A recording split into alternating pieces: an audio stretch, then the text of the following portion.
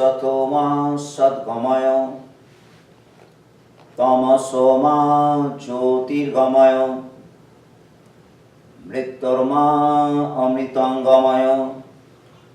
Om Shanti Shanti Shanti. Om, lead us from the unreal to the real. Lead us from darkness to light. Lead us from death to immortality. Om, peace, peace, peace. The subject of my talk today is 4 fruits of life.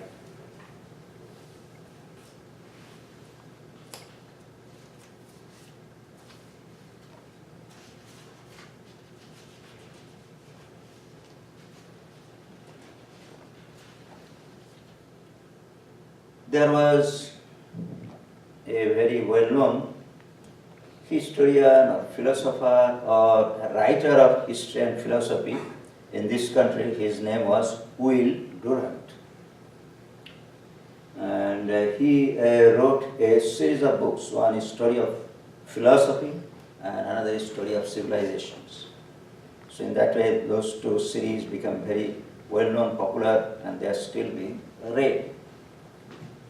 The reason is that he wrote the 2 series of books very independently from the point of view of a just, unbiased mind.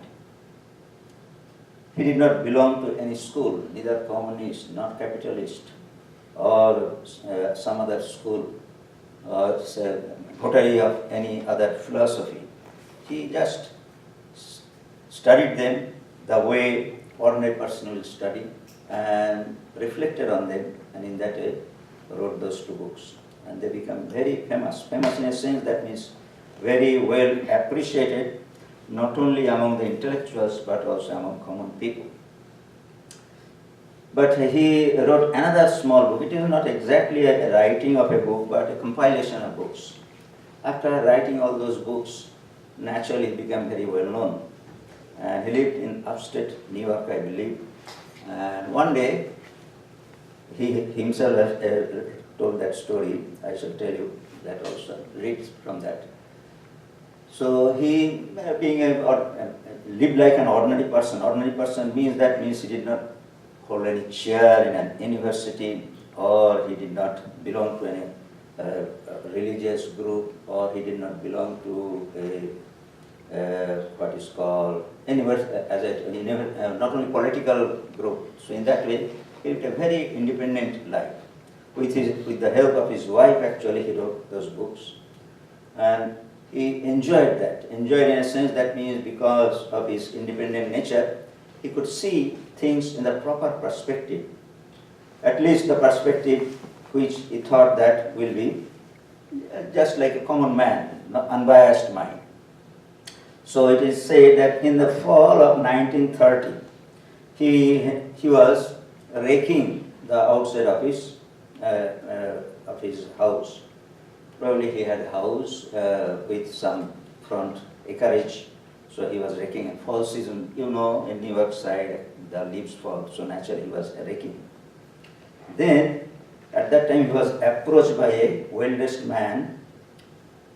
Well-dressed man, that means he was not just a pauper or some homeless man. He was a very well-dressed man who told him in a quiet tone that he was going to kill himself unless the philosopher could give him a valid reason not to.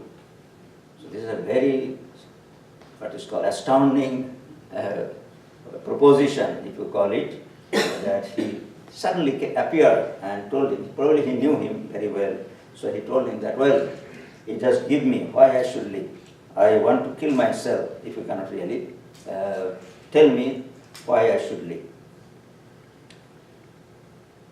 Then what he did, not having the time to wax philosophic on the matter, Durant did his best to furnish the man with reasons to continue his existence. A naturally ordinary person, good person, why somebody will say that, oh well, if you like, you die, I don't mind, I don't care whether you live or not live, it doesn't matter to me.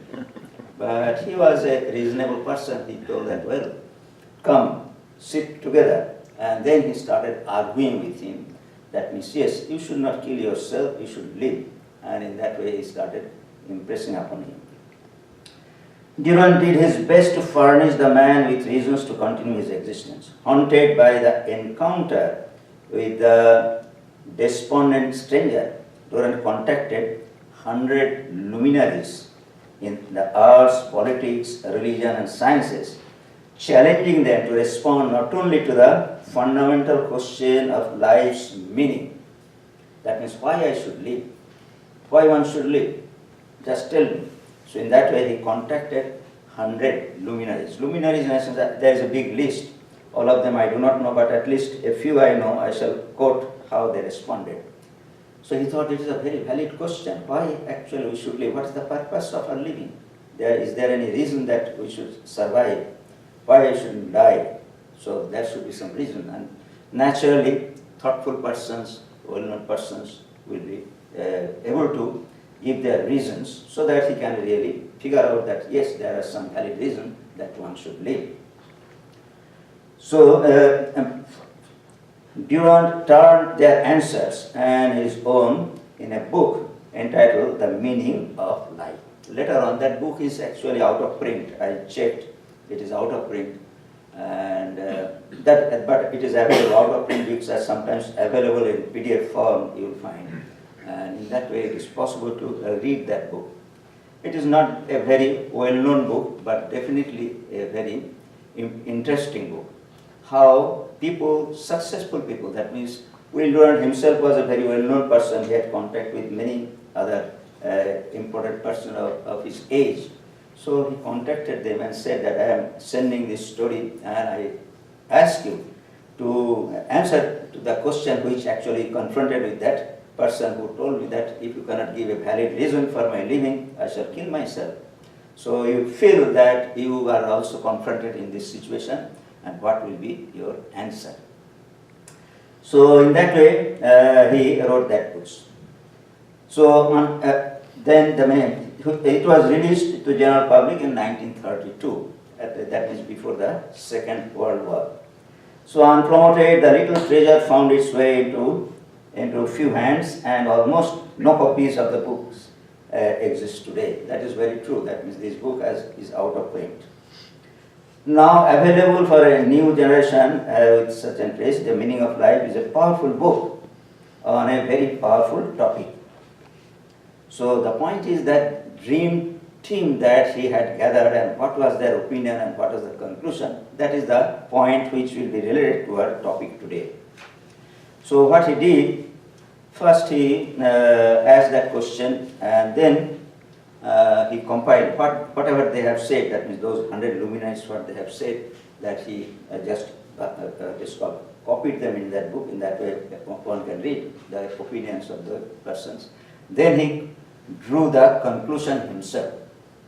So it was like this, that means what was the conclusion, what are the sources of the questions, that the way he put that, what are the sources of your inspiration and your energy, and what is the goal and motive force of your toil, where you find your consolations and your happiness, and where is the last treasure your treasures lies. So this is in short, what actually he wanted those persons to tell.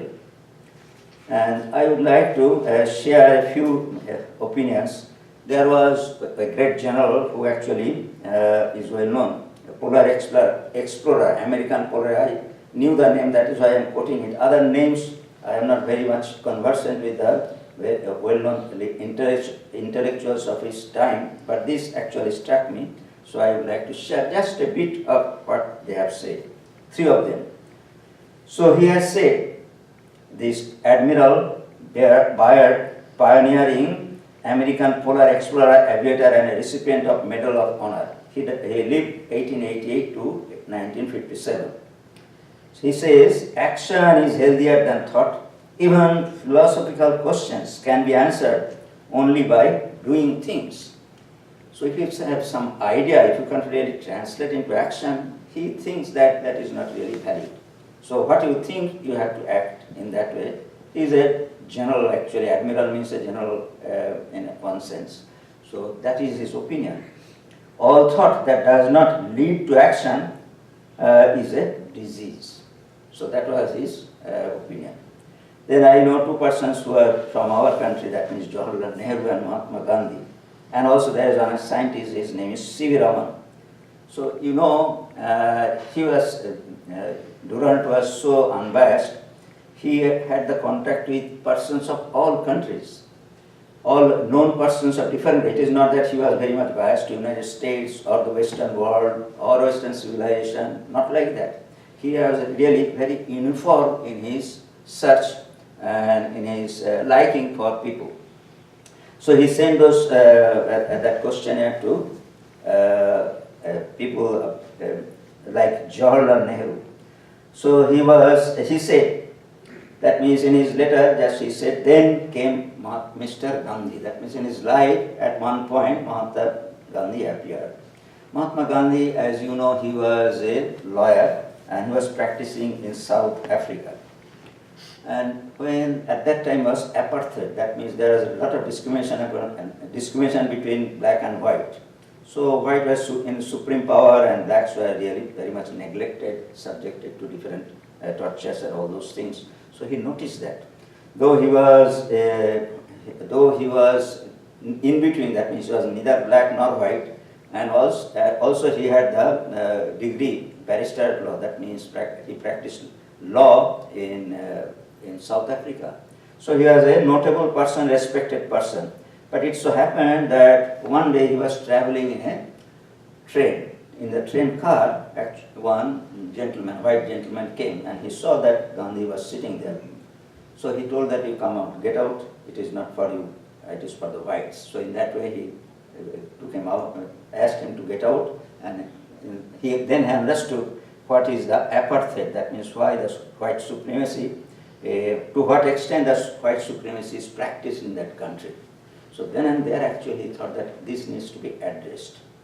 So he did whatever he did. Then ultimately we see that he came to India for the independence of India and he worked. That is why Jawaharlal Nehru is saying that then came Mr. Gandhi. I discovered that I had at last found what I had long sought. It was in action that I found this, action on behalf of a great cause which I held dear. So then actually it occurred to him, this is the goal that I need to pursue in my life, Jawaharlal Nehru said. Jawaharlal Nehru himself was a barrister, that means he himself was a lawyer, and he came from a family which was really not little bit, well connected with the independence movement of India. His father was involved and also family members were involved, but he himself was not really that much involved at that point. So when Mahatma Gandhi came, actually his inspiration actually was full. That means he thought that this is the cause that for which actually I shall die. I have a feeling that the future is full of hope for humanity and for my country, and the fight for freedom that we are waging in India is bringing us nearer the realization of this hope. Action itself, so long as I am convinced that it is a right action, gives me satisfaction. This is the bottom line. That means he found the mission of his life, goal of his life that he wanted to pursue. So he answered that question in this way. Now there was another scientist, his name was C.V. Raman. Raman was a physicist and he discovered what is known as the Raman effect. And Raman effect, as I understand, was instrumental in the discovery or in the development of TB. All those things actually depend upon that. So he got Nobel Prize for his work on the molecular scattering of light, and this is known as discovery of Raman effect. So he says that desire to labor, to achieve and to help others to do likewise, these are the motive powers which have kept me going. I find self-control and not self-indulgence to be the real source of happiness. In the last resort, to win a victory over oneself is a great thing than conquering the whole world.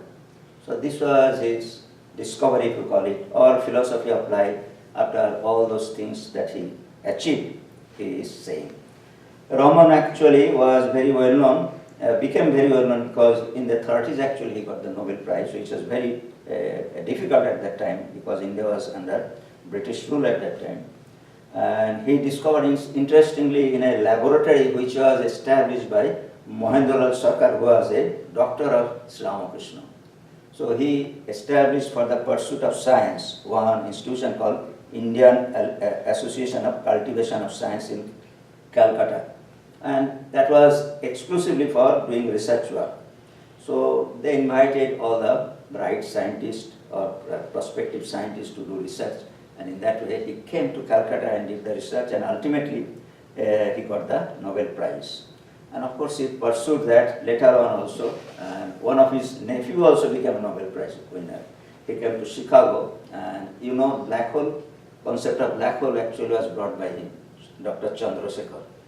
So in that way, the point is this, that these persons pursued something in their life, was successful, and then their secret or their what they understood from their life, they have said.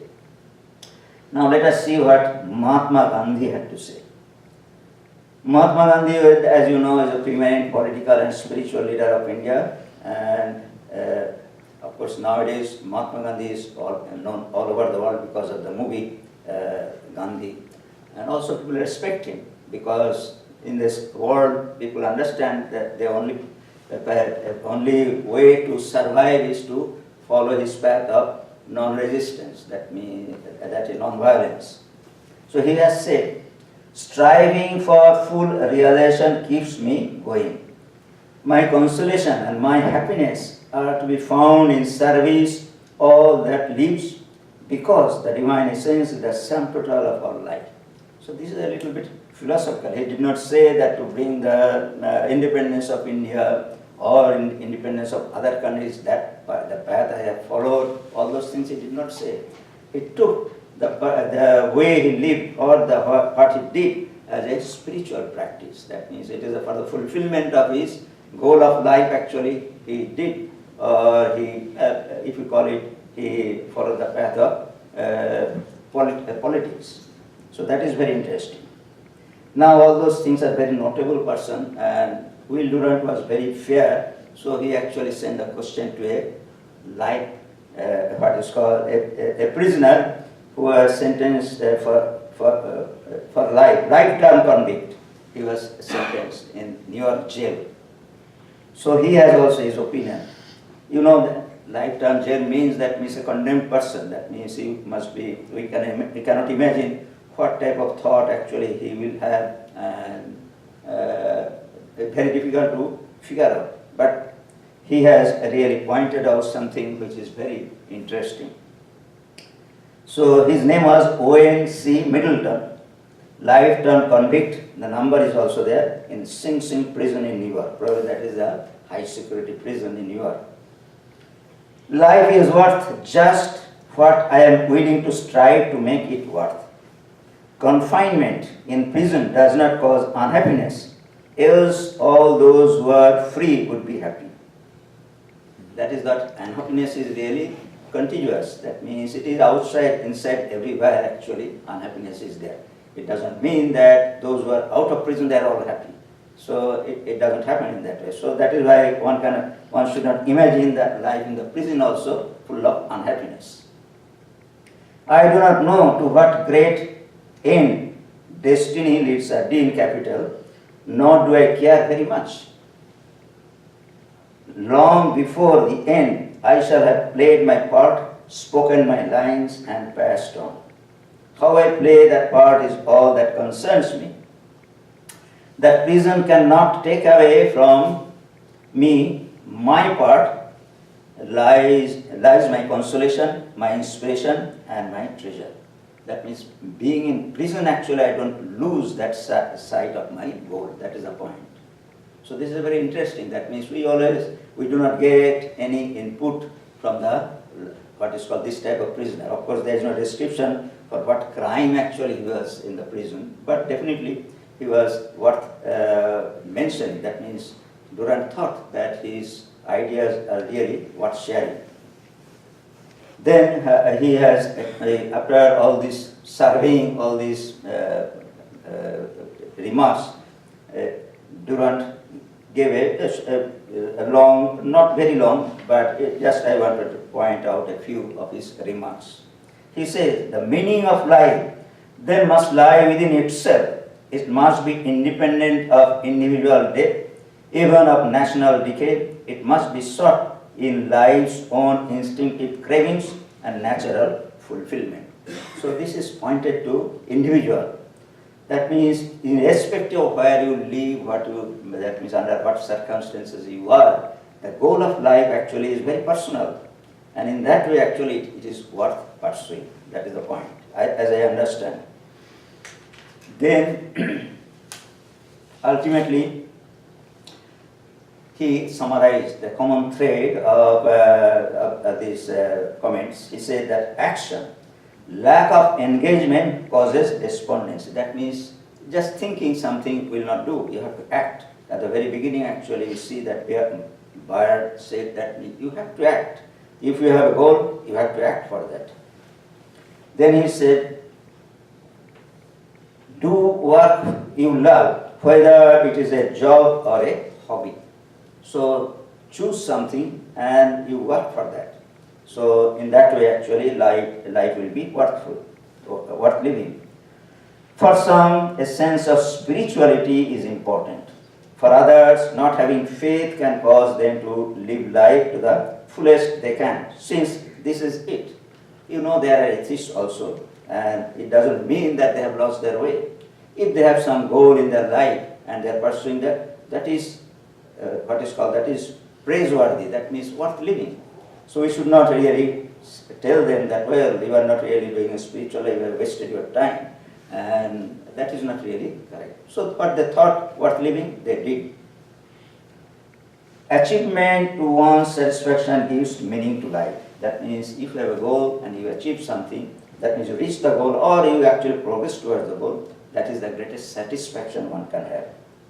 Of course, there are other things. Helping others gives one worth.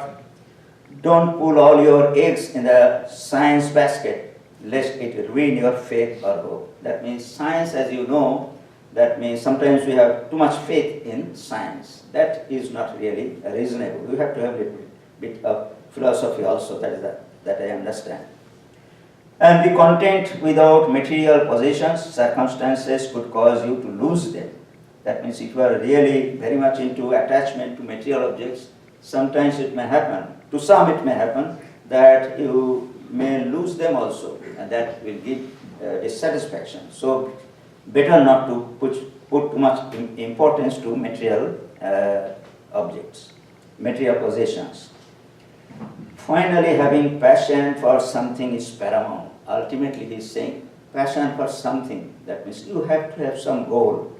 You have to have some, something to do in the life. That is very important. Without passion, life becomes a series of chores, errands, and repetitive movements. For me, art, property, photography, there is nothing like going to a photo hunt to places where my favorite subject matter can be found, hiking and philosophy. This is probably Will Durant's own personal opinion he has expressed. So ultimately we see the point is this, that one should have a goal in the life, and that is most important thing, that that is a conclusion. Now let me tell something else also. You know Carl Jung, he was a very well-known psychologist and respected psychologist. That means he differed from Freud and then established his own method of psychology, and that is still pursued. We had one lady here, he actually Jungian psychologist. I did not understand what does it mean, but probably he discovered or taught some process of practice of psychology, and she did. Probably there must be some practitioners of that line also. So he had some of the Swamis of our order had the opportunity of meeting him also. One of them, I remember definitely, was Swami Siddheswarananda, who was in Gretz, that means in Paris. Because he was in Europe, so he had the occasion of meeting him and used to chit-chat him, talk to him in that way. And once actually he came to Kolkata. And why did he come? He came to attend one conference. And in that conference actually it was, naturally a big person, it was in the newspaper and all those things. So one of our Swamis became interested in meeting him. His name was Swami Prapannananda. He was the editor of Prabuddha Bharat at that time. And he made an appointment. Unfortunately, it so happened that Jung fell ill. For 2 days actually he could not attend the meetings. Then when he became well, then he got an appointment. That means Swami Prapannananda got an appointment with him, and then they chit-chatted. So in that way, and later on actually that conversation actually was in a print form in the Prabuddha Bharat magazine, contemporary Prabuddha Bharat magazine. And in that, what is called conversation, this conversation of course was not just Swami's only. He actually sent the write-up of that conversation to Jung to check whether it is correct or not. So in that way, it is really what he had said. Actually, he stood by that, we can say.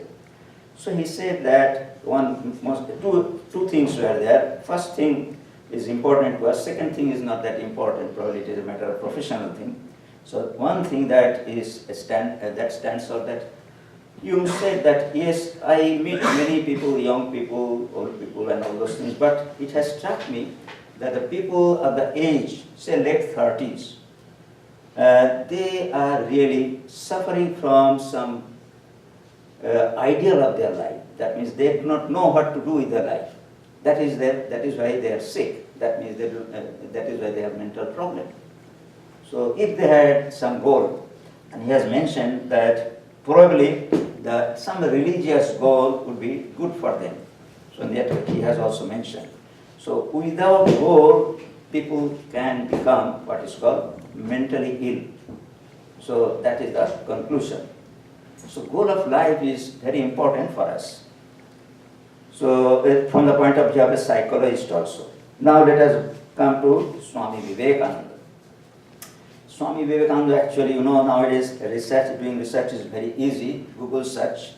So we can search, just put the ideal, and Swami Vivekananda's complete works is available online. So you'll see that at least 10 pages are there where he has talked about this ideal. Ideal means ideal of the life. What should be the ideal of life? In many occasions, he has said that he has said. Of course, one interesting thing is that he himself has said that, well, when I was a very young child, my ideal was to become a coachman. Coachman means that those who drive what is called this horse carriages. So that was his ideal at that childhood. Then he said that after some time I wanted to be a king, that means a ruler like that. So in that way his ideas actually evolved until he got his final ideal, if you can call it. That was in his statements, you'll find it. So just I shall quote one of his saying, which actually shows the importance of having some ideal in the life. He says, we must even have the highest ideal. Unfortunately, in this life, the vast majority of persons are groping through their dark life without any ideal at all. So this is his experience. That means ordinary people do not know that to become successful or to live a life even, there should be some ideal. So we just move around, do things what are happening, and we are tossed as it is. That means without having an ideal, actually we tossed by different forces, and in that way you are living. So himself has noticed that, and he has said that. So he is saying, vast majority of persons are groping through this dark life without any ideal at all. If a man with an ideal makes 1,000 mistakes, If you have an ideal, naturally it doesn't mean that you will reach that. It may be a wrong ideal, it may happen like that. After some time you say that, well, you have chosen some wrong path. It may happen like that. But still, you are struggling for something. That's the point. If a man with an ideal makes 1,000 mistakes, I am sure that the man without an ideal makes 50,000. So you can imagine how important is having an ideal according to Swami Vivekananda.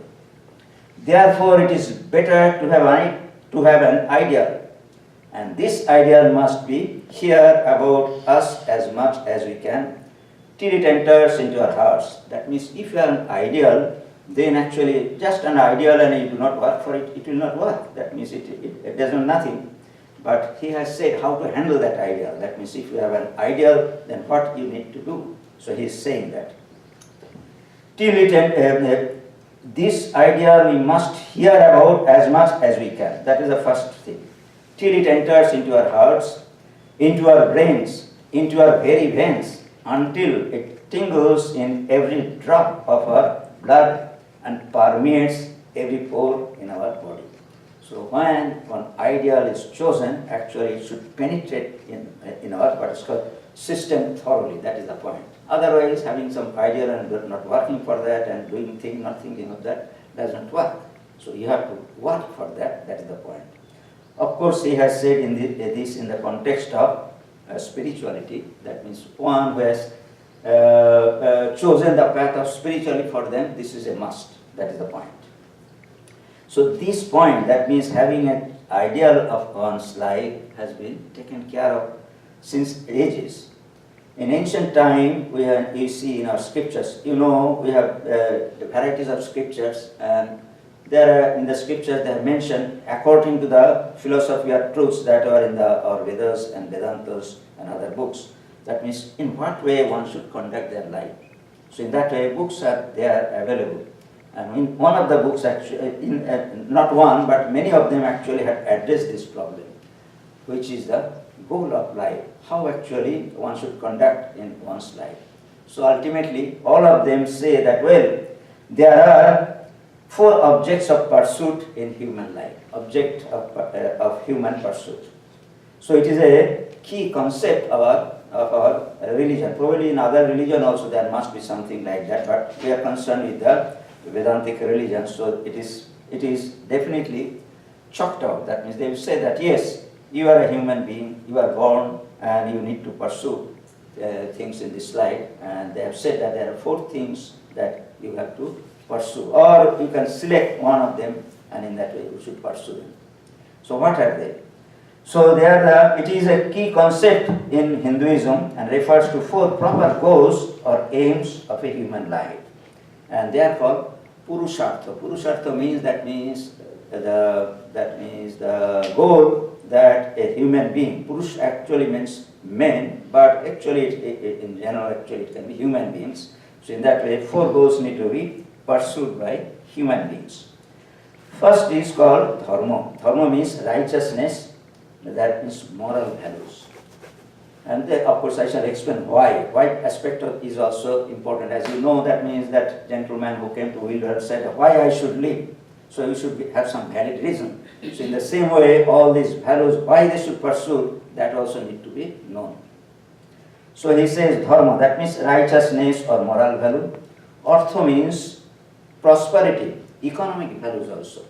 That means you have to earn money or get something to eat and also live properly. Then kama. Kama means pleasure, love, or psychological values. That means for mental satisfaction. You have to have some enjoyment. That means enjoyment, not just a basic enjoyment or what is called animal enjoyment, but definitely some satisfaction of the mind. That is the point, kama. Then of course moksha, that means liberation or spiritual values. So the point is that these are the 4 avenues through which actually our what is called goal should be directed.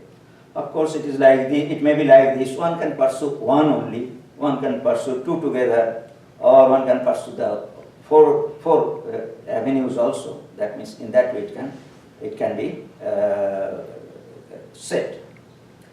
So it is like this that historically Indian scholars recognized and debated inherent active pursuit of wealth and pleasure, renunciation of all wealth and pleasure for the sake of liberation. That means there are definitely, if you say that moksha, that means liberation is the pursuit that I should do. So what will be the relationship with the artha and kama and all those things? So that is also a debatable subject. So ultimately that we see that they proposed action with renunciation. That means craving free. Of course, there are how we should act in our life when we lead a life of earning money, or if we lead the life of enjoyment. And also definitely the purpose of life is dharma, that means a righteous living. So what will be the way, with what attitude actually we should pursue them? Sometimes it feels that it is a little bit contradictory. That means I have a goal, and at the same time, if we pursue something which a little bit disinterestedly, without expecting the result, probably what is the use of this type of what is called pursuit or having the goal? But the point is that once the goal, that's why Vivekananda will tell, that means once the goal is fixed, actually, you can forget about the goal also. You just pursue what needs to be done for the reaching the goal. So that is the answer. So now a little bit explanation of the word Purushartha, as it is called, is there. Artha means Purusha means human being, soul as well as universal principle and soul of the universe. Artha in one context means purpose, object of desire and meaning. And together this Purushartha means purpose of human being, object of human pursuit. So we can see that these themes have been addressed in the ancient times, which actually bothers even us today. That is the point. So the answer is given from the very ancient time. The point is that nowadays we live in we are in a situation, or the life is such that we do something which actually we do not know why we are doing, because our life is mostly dictated by media. I can tell you one story. I tell this story, I have told this story many times. That means you'll find the truth of this that I am saying. I once went to Fresno. I used to go to Fresno very often, at least 6 or 7 times in a year. Dr. Luis used to be there. She used to organize a Vedantic talk. And then I lived, I stayed with, at the beginning I stayed with a family, an Indian family, and they were also devotee type, so they said that when you come, stay with us one night, and it will be good. So they had 3 children. Two of them I rarely saw. One actually I never saw. That means by that time actually he has left to studying in a medical school. Second one sometimes I saw, and she was preparing to go to a medical school. And third one was really in the high school at that time. So it so happened that I started from here, when did I start? Yes, after early lunch actually I started, and it took about 2 hours and 2.5 hours to reach Fresno. And I got there, and then actually naturally it was the time for tea. And that boy actually, after his school actually used to come at that time. So naturally after I went there, the lady of the house offered me tea and something very freshly prepared, which is bade. Bade means that is a type of dumpling which is really deep fried, very tasty. You'll find in Indian stores. And she prepared that and gave a cup of tea. So I started eating that, and that boy came at that time from school. And I saw that he took a bowl, and then he took a what is called a carton, that means some cereals, and then he took out from the freezer some milk and poured, and then started eating that. I was surprised that mother is preparing this type of fresh, what is called bade, and this boy is eating this cold milk with cereal after coming from the school. So I asked mother, why is he doing like that? Well, Swami, Rocky eats what TV says. That is the answer. So you see how much you are influenced by media. So that is a very potent what is called example, how we are very not manipulated, we have ourselves succumbed to media. That means what media says actually we are doing. We do not have our own freedom of choice as such. So this is the point. That is the point is that goal of life is like this. So now this meaning that means some scholars actually has worked on that. What does it mean? Because it is a very important word. Purushartha. So somebody has said it is goals of man. Man includes both man and woman in ancient and medieval Indian texts. Another has said aims of human life. And then actually we shall see what these four objects are, an in-depth study of these four goals. So dharma means signifies behaviors that are considered to be in accord with the what is called the order that makes life and universe possible, includes duties, rights, laws, conduct, virtues, and right way of living. So these are the comprehensive word for this what is called dharma. That means life should be led in such a way that it does not disturb others. Others means other people as well as nature, if you call it. In that way actually one should live the life without exploitation of other and other surrounding things. That is the point. So then coming to what is called the pursuit and the execution of one's nature and true calling, thus playing one's role in cosmic concert. That is a very another expression that has been said by another expert. Then ortho means it signifies means of life, activities and resources that enables one to be a state one wants to be. We need some resources to conduct our life. So that is called ortho.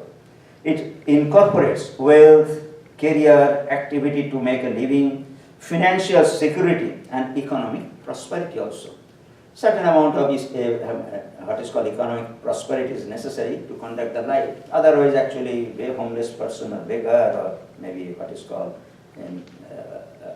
always in the what is called beggar. That is the thing. Proper pursuit of earth is considered an important aim of human life. So you have to work to earn your bread. Then kama.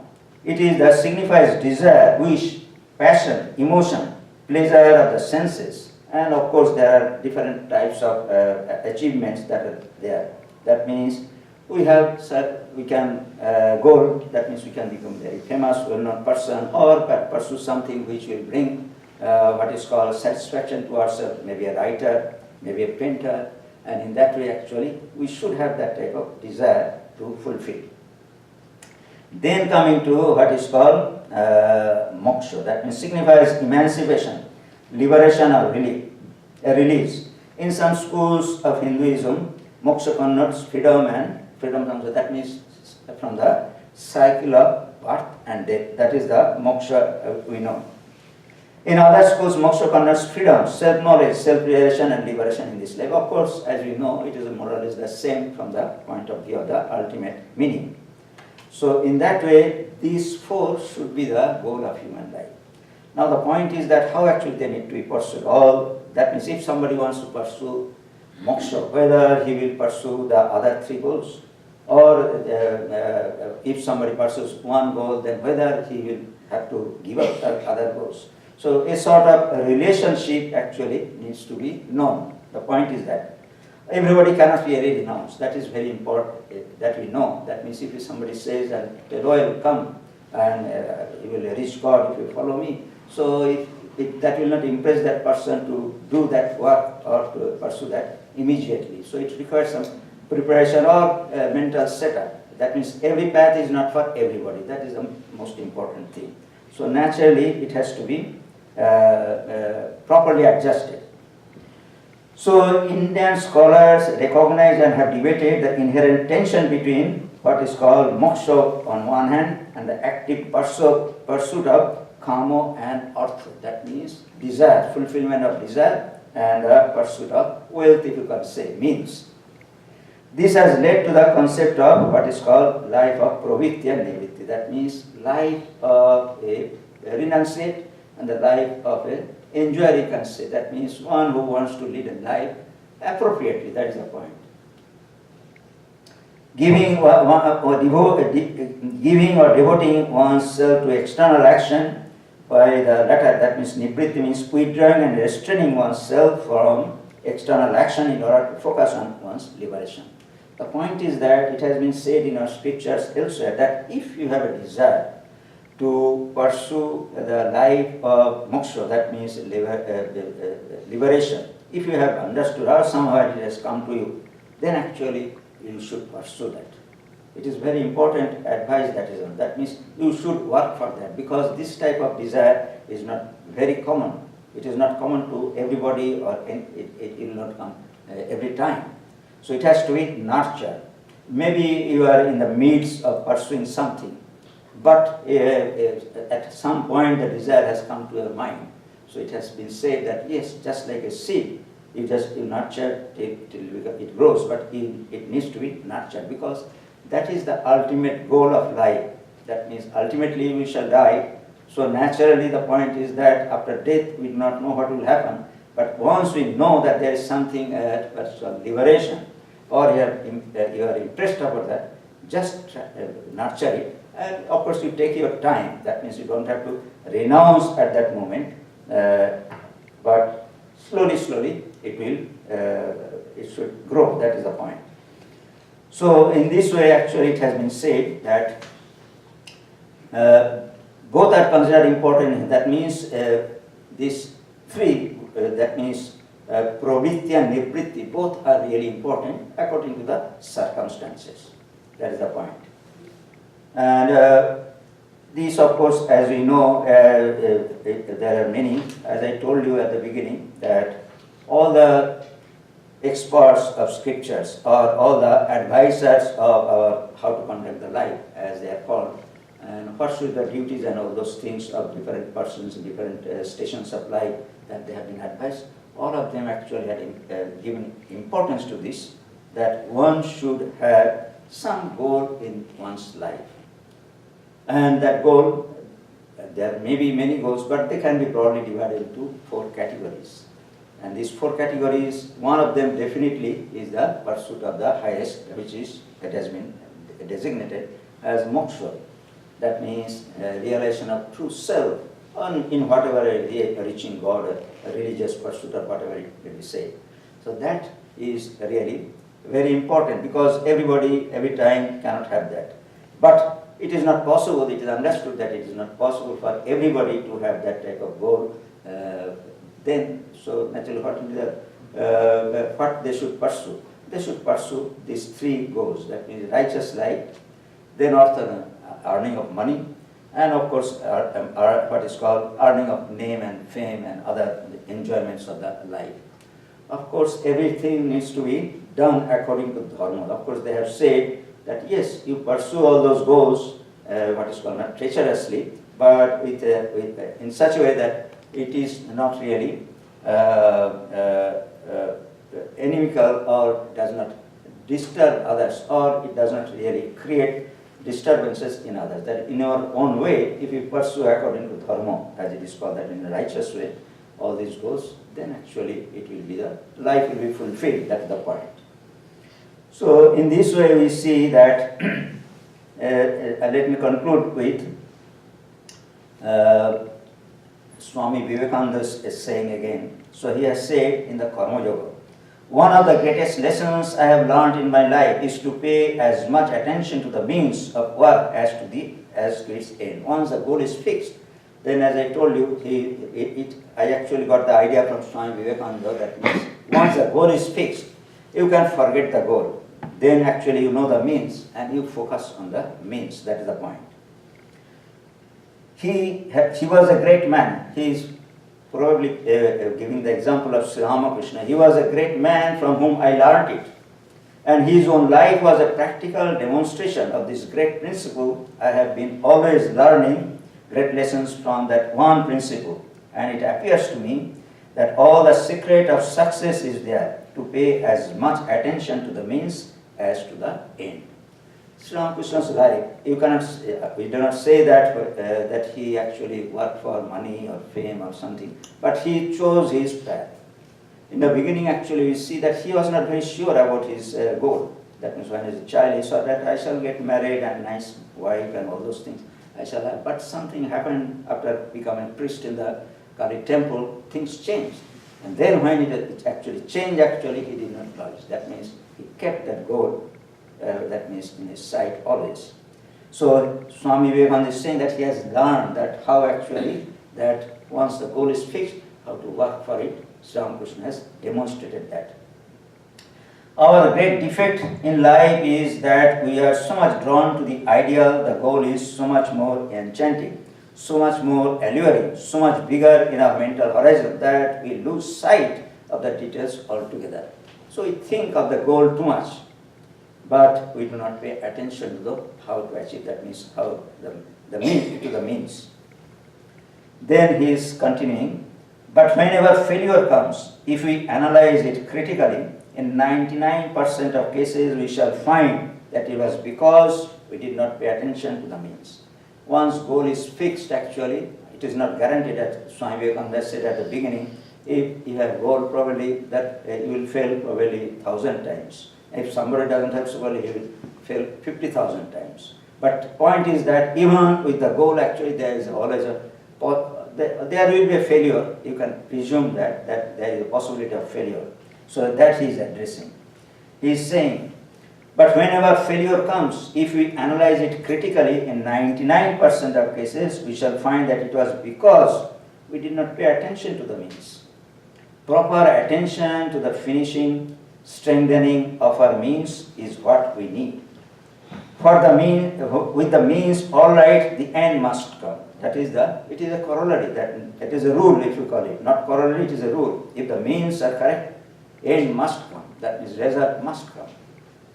We forgot that it is the cause that produces the effect. The effect cannot come by itself, and unless the causes are exact, proper and powerful, the effect will not be produced. Once the ideal is chosen and the means determined, we may almost let go the ideal because we are sure it will be there when the means are perfected. When the cause is there, there is no more difficulty, but the effect is bound to come. If we take care of the cause, the effect will take care of itself. The realization of the ideal is the effect. The means are the cause. Attention to the means, therefore, is the greatest secret of life. So this is what is called the bottom line. Once the goal is fixed, first is that we have a goal, we should have a goal, then we have to strive for the goal. We may forget the goal even, and we have to pay attention to the means. When the means are perfect, actually, goal is bound to come.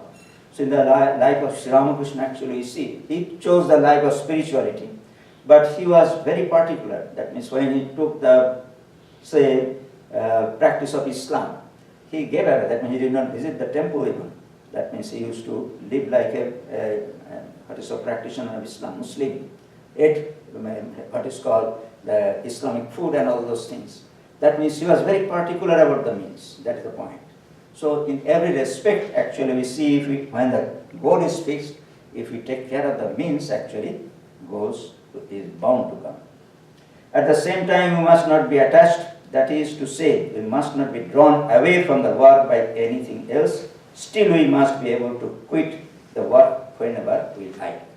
So at the same time, that means if the means is fixed, it doesn't mean that we have to be attached to it. That means because we have the goal, so for that we are working. And in that way, actually, if some changes are necessary, quit means changes are necessary, we should be ready to do that. That means that type of mental attitude we should have. So this is these are the important or interesting points about the four goals of life. That means the fruits of life, as I had four fruits of life, Purushartha as it is called. It is a translation of that particular word. But there are definitely very interesting aspects of this Purushartha. That means goal, means, and in what way actually that has to be practiced, and all those things together actually can make the life successful.